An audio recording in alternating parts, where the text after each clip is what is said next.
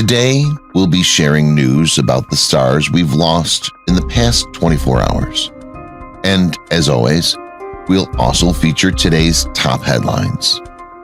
ImmortalNews serves as your daily source for obituary news of individuals who have significantly contributed to society. We carry out our responsibilities with dignity, without exaggeration, and with honesty. To support our work, please hit the like button. It means a lot. Thank you. Number 8. Bob Edwards, an iconic voice in American journalism, passed away at the age of 76 from complications of a metastatic bladder cancer and a heart condition. As the first and longest-serving anchor of National Public Radio's Morning Edition, he became a familiar figure in millions of listeners' lives, guiding them through the news with his distinct voice and incisive interviews. His career extended decades, winning him induction into the National Radio Hall of Fame and a Peabody Award for his outstanding contributions to broadcast journalism. His radio career began in his hometown of Louisville, Kentucky, and spanned the globe, from serving in the United States Army during the Vietnam War to anchoring national newscasts for the Mutual Broadcasting System. He joined NPR in 1974 and swiftly ascended to fame, eventually leading Morning Edition from 1979 to 2004. Under his leadership, the program attracted 13 million listeners, making it one of the most popular radio broadcasts in the nation. Renowned for his interviewing abilities, he was commended for his ability to engage with a wide range of subjects, from politicians to celebrities, while maintaining respect and genuine curiosity. Listeners remember his weekly talks with sportscaster Red Barber as being pleasant and spontaneous. Despite his departure from Morning Edition, which astonished and disappointed many, he continued to influence the world of radio through the Bob Edwards Show on Sirius XM and an ARP podcast. He leaves a legacy of excellence, ethics, and strong dedication to narrative that will inspire future generations of broadcasters. Tributes to Bob Edwards.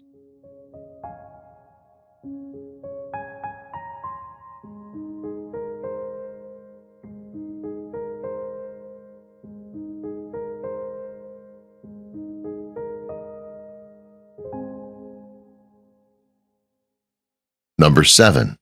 Bob Moore, the beloved founder of Bob's Red Mill, passed away at the age of 94. His passing marks the end of an era for the whole grain food firm, which is known for its commitment to delivering nutritious foods. He was more than a businessman. He was a visionary who, with his late wife, Charlie, pioneered a health-conscious eating style that millions throughout the world embraced. Born in Portland and raised in Los Angeles before moving to Oregon, his entry into the health food sector was motivated by a personal desire to live a healthier lifestyle for himself and his family. This pursuit resulted in the development of Moore's Flour Mill in 1974, followed by Bob's Red Mill in 1978. Bob's Red Mill was founded on his enthusiasm for natural foods and innovative spirit, and it thrived under his leadership, becoming synonymous with quality and honesty. His kindness has no boundaries. In 2010, in an unprecedented gesture of kindness and foresight, he gave the firm to his employees, guaranteeing that Bob's Red Mill's legacy would live on and exemplify the ideas he valued. This move demonstrated his belief in fairness, equity, and the value of treating others with dignity and love. His legacy goes beyond the aisles of health food stores. It's one of compassion, inventiveness, and an unrelenting dedication to the well-being of others.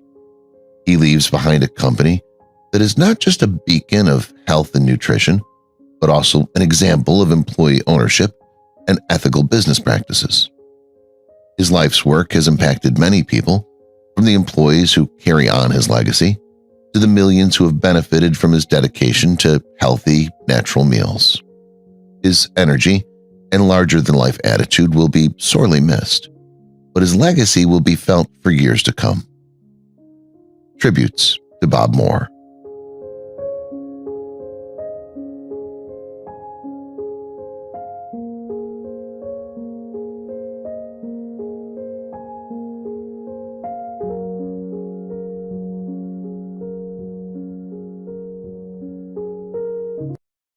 Number 6.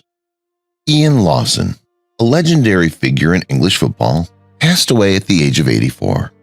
His amazing journey through football, highlighted by a 4-goal debut for Burnley and a title-winning tenure at Leeds under Don Revie, left an everlasting impression on the game.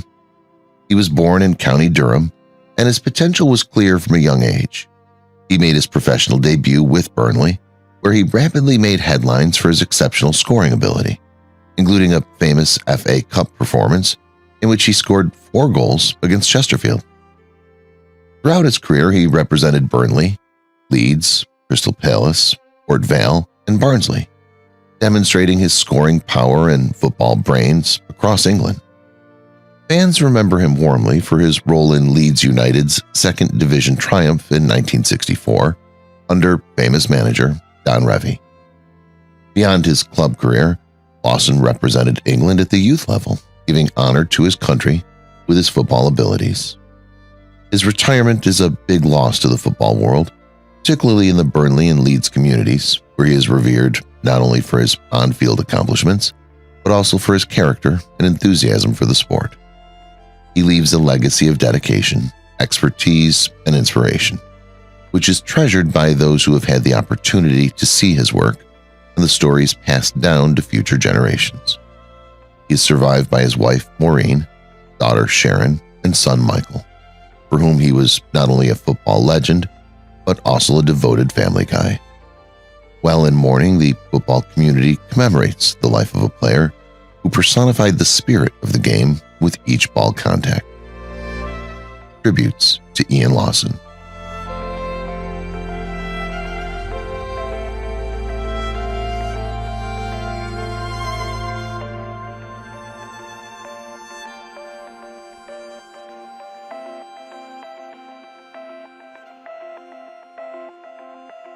Number 5. Kelvin Kiptum, a world record marathon runner and a beacon of promise for Kenya's long-distance running future, passed away unexpectedly at the age of 24. Kiptum, known for his incredible marathon running accomplishments, was killed in a car accident in Kenya, a tragedy that's had a profound impact on the international athletics community. He was not only a record breaker at the Chicago Marathon, but also the bright prospect for the upcoming Paris Olympics. Thus, his premature death is a great loss for the sporting world. His legacy goes beyond his world record. It is a story of promise, dedication, and the pure love of running. Born and bred in Kenya's famed high-altitude training grounds, he exemplified the country's long heritage of producing excellent distance runners. His record-breaking marathon time in Chicago cemented his standing among the greats, paving the way for what was expected to be a historic clash in Paris. Kenyan President William Ruto and World Athletics President Sebastian Coe, among others, have offered their sympathies, highlighting the gravity of the loss felt across the globe. His impact on the sport, defined by his incredible speed and resilience, has left an everlasting stamp on the hearts of spectators and teammates alike. We lament the passing of such a tremendous talent, but we also celebrate his incredible legacy. His name will live on in the annals of marathon history, not just for his record-breaking performances, but also for the enthusiasm and passion he brought to each race. Tributes to Kelvin Kiptum.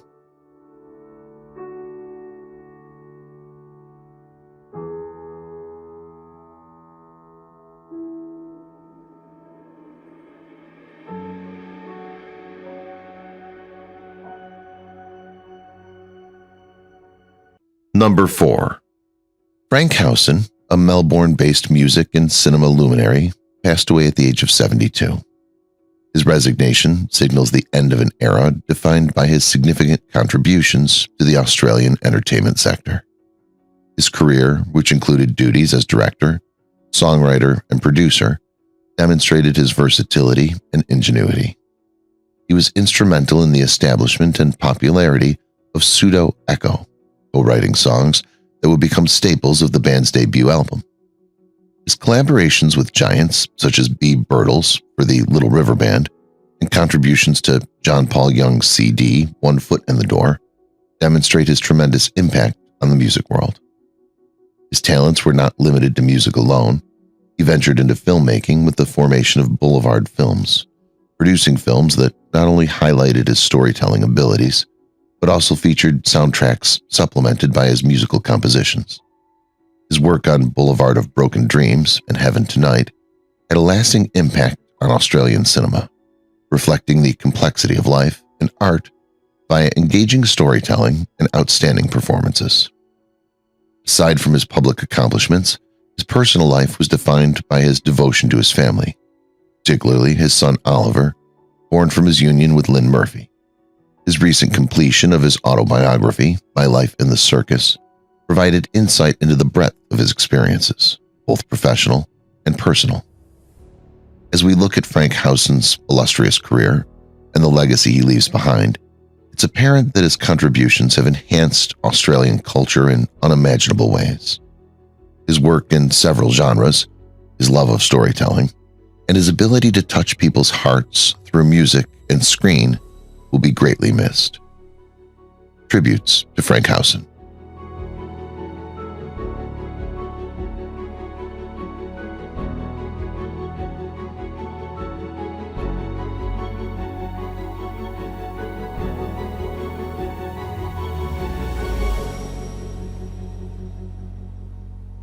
Number 3. Urus Kulakov, the respected Latvian composer, multi-instrumentalist, and visionary founder of the iconic rock band Purkons, has passed away at the age of 65, leaving behind a legacy that resonates deeply throughout Latvia's musical and cultural history. Kulakov, born in 1958, initially appeared on the music scene in 1978 with the band Menuets, where he demonstrated his enormous talent and variety. Kulakov established the instrumental jazz ensemble Arca, but it wasn't until 1981, when he founded Purkons, that he truly made his impact. Purkons was more than just a rock band. It became a symbol of hope and the fight for Latvian independence. Their music, distinguished by loud, thrilling performances, and the usage of respected Latvian poets' material for lyrics, defied the Soviet music scene and ushered in a new era of artistic expression in Latvia. Purkons' unique use of pyrotechnics added an explosive visual aspect to his concerts, capturing listeners' attention. Throughout his successful career, he worked with multiple renowned conductors and was an integral part of countless musical projects and ensembles, demonstrating his exceptional talent as a keyboardist and composer. His contributions to the Latvian music industry and significance in crafting the soundtrack of Latvia's struggle for independence cannot be emphasized. As we mourn Urus Kulakov's passing, we send our heartfelt condolences to his family, friends, colleagues, and the innumerable admirers who were impacted by his music. His legacy will likely continue to inspire and resonate with future generations, cementing his status as a vital figure in Latvian cultural history. Tributes to Urus Kulakov.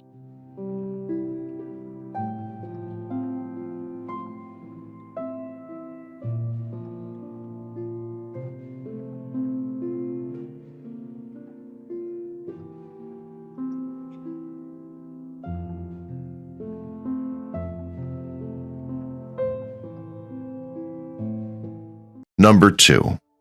Patar Lukovich, a renowned Serbian journalist, editor, and influential rock critic, passed away at the age of 73, following a long illness.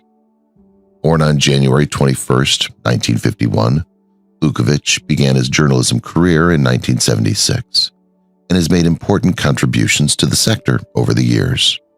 He wrote for various Yugoslav periodicals such as Rock, Zubox, and Politica, and was known for his biting wit and critical perspective. His contributions went beyond journalism. He was the main force beyond Tanje, a magazine about paranormal phenomena, and Sex Club, Serbia's first pornographic publication. His editorial prowess was evident during his term as editor-in-chief of E-Novin, which closed in 2016. His collaborations with Vrim, Nasa Borba, and Feral demonstrated his dedication to free speech and critical reporting. His column, Pero sa Onog Zveta, won him not only a nickname, but also a loyal readership who valued his distinct perspective and daring judgment. Throughout his career, he received major prizes, including the Dragisa Kasakovic Award and the Stasa Marinkovic Award for his contribution to Serbian journalism. His literary contributions, such as A Better Past and Godin Raspada, Chronicle of Serbian Decline, solidify his reputation by demonstrating his intimate engagement with the region's socio-political milieu. His death marked the end of an era in Serbian journalism. His sharp analysis, daring critique, and unshakable commitment to the truth left an everlasting effect on the profession, inspiring countless others. While we grieve his passing, we also celebrate his life and the great effect he made on journalism and beyond. Tributes to Patar Lukovich.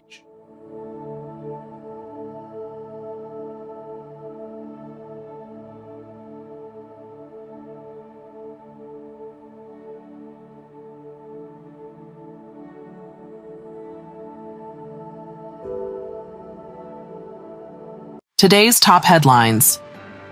News 1.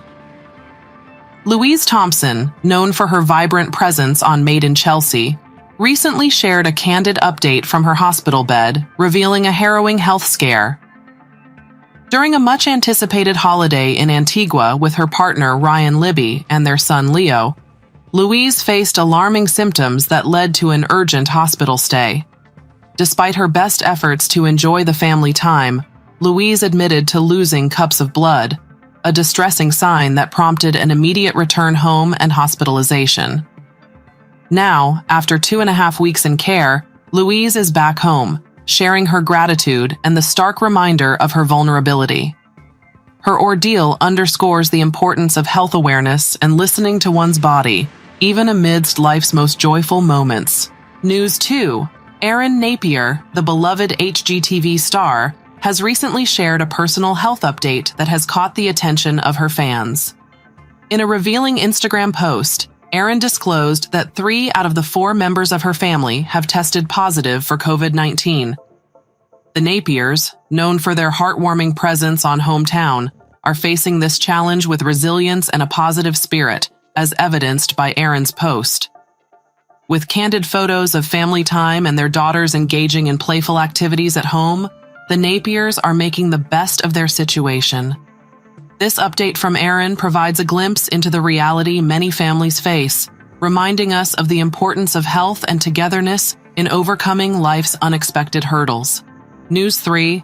A formidable nor'easter is gearing up to unleash its fury on the Northeast and New England, threatening to blanket cities like New York, Boston, and Providence with heavy snow and potentially grinding travel to a halt. The storm, already wreaking havoc in the southeast with severe weather threats, is predicted to intensify rapidly as it moves up the East Coast, exiting the mid-Atlantic by Tuesday. Municipalities, including Boston, are bracing for impact, with emergency declarations and school closures signaling the seriousness of the impending storm. As millions from West Virginia to Maine find themselves under winter weather advisories, the region prepares for a significant snow event that could challenge even the hardiest of winter veterans. News 4. The View co-host Alyssa Farah Griffin stirred the pot with her remarks on Lady Gaga's iconic 2017 Super Bowl performance while lauding Usher's recent halftime show. Amidst the buzz of Usher's star-studded performance that included cameos from Alicia Keys and Lil Jon, Griffin's comments hinting at a preference for Usher's less theatrical approach sparked reactions. Despite the stir, Griffin clarified she was simply admiring Usher's talent, not diminishing Gaga's celebrated entrance from the ceiling. The conversation highlights the diverse tastes in Super Bowl entertainment, underscoring how each year's performance is uniquely memorable, from Gaga's high-flying act to Usher's smooth moves on stage, captivating millions of viewers with their artistry. News 5. First death from Alaska pox virus, confirmed in Alaska. Health officials in Alaska have confirmed the first known death due to the Alaska pox virus, a recently identified virus related to smallpox. The victim, an elderly man from the remote Kenai Peninsula, is among a small number of 7 confirmed cases since the virus was first identified in 2015. Typically resulting in mild symptoms like skin lesions and muscle pain, Alaska pox posed a greater risk to the man due to his compromised immune system from cancer treatment.